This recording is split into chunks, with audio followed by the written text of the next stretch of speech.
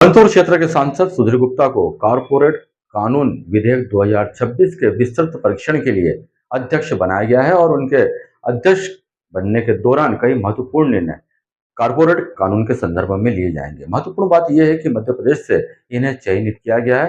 ये मध्य प्रदेश के लिए और मंदसौर जिले के लिए एक विशेष बात है।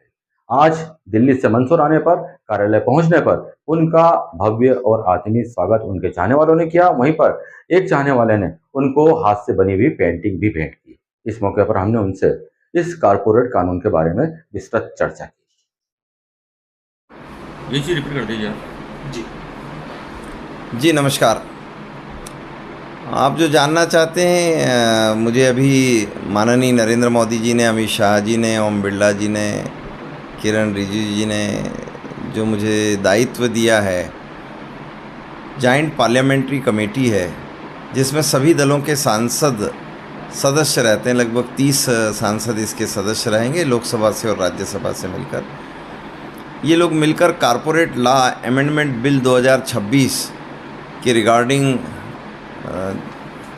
सारे स्टेक होल्डर्स से सुनवाई करेंगे, अपने स्वयं के मंतव्य भी रखेंगे और बनने वाले कानून में जो कॉरपोरेट जगत में सहयोगी होने वाला है उसके लिए अपनी सिफारिशें प्रस्तुत करेंगे। हम सब जानते हैं कि ईज़ ऑफ डूइंग बिजनेस के जो मानक हैं, जो सारी पृथ्वी जिन मानकों पर काम करते हुए अपने यहाँ सुविधाओं को बढ़ाती है ताकि क्षेत्र में औद्योगिक विकास हो और जन सामान्य को इससे जुड़कर आगे बढ़ने का मौका मिले। तब कई मनों में भय रहता है कि लंबे चौड़े कानून हैं, लंबी चौड़ी व्यवस्थाएं, कंपनी एक्ट से लिमिटेड लायबिलिटी पार्टनरशिप के रूल्स हैं, कई इंस्टीट्यूशंस हैं, कई तरह के काम करने वाली एजेंसियां हैं, चार्टर्ड अकाउंटेंट हैं, कास्ट अकाउंटेंट हैं, कंपनी सेक्रेटरीज़ हैं, उनके अपने कार्यों के प्रति और सामान्य रूप से संस्थाओं के प्रति जो व्यवहार रहता है उनमें कैसे सुधार किया जाए। तो ईज़ ऑफ डूइंग बिजनेस के जो वर्ल्ड वाइज सर्वेज़ होते हैं उसमें भारत ने बहुत प्रगति किया है पिछले 10-12 सालों में और भारत चाहता है कि हम और सुधार करें। तो ये जो कॉरपोरेट लॉ अमेंडमेंट 2026 सदन में रखा था, तो सदन की इच्छा थी कि इसको जॉइंट पार्लियामेंट्री कमेटी में भेजा जाए और उसके लिए कमेटी गठित की। हम उनमें से ऐसे कई मुद्दों पर काम करेंगे जो ईज़ ऑफ डूइंग बिजनेस के मानकों के अनुसार फैसिलिटीज़ प्रोवाइड करें। कई ऐसी चीज़ होगी, जैसे उदाहरण के लिए कई रूल्स ऐसे होते हैं जो अपराध की श्रेणी में तो नहीं आते हैं, हाँ, लेकिन नियमों का पालन करना अनिवार्य है, लेकिन उन्हें सजाएं दे दी जाती है, जेल तक जाना होता है।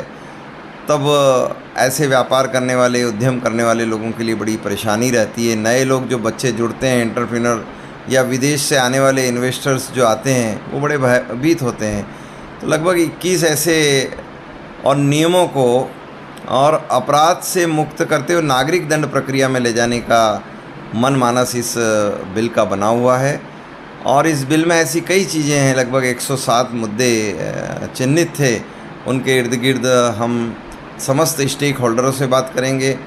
देश की chartered accountant institution, company secretary institution, cost account की इंस्टीट्यूशन, CII, फिक्की, एसोचैम जैसी संस्थाएं, बड़े कॉरपोरेट घराने से लेकर और ऐसी तमाम स्टेक होल्डरों से जो इसको प्रभावित करता है, उनके मंतव्य को जानते हुए कमेटी अपनी सिफारिशें प्रस्तुत करेगी ताकि बनने वाले कानून में ये सिफारिशें मील का पत्थर साबित हो और आने वाले समय में भारत में और काम करना, व्यापार करना, उद्यम करना और वो सरल रहे और लोगों के काम करने की को गति भी प्रदान हो।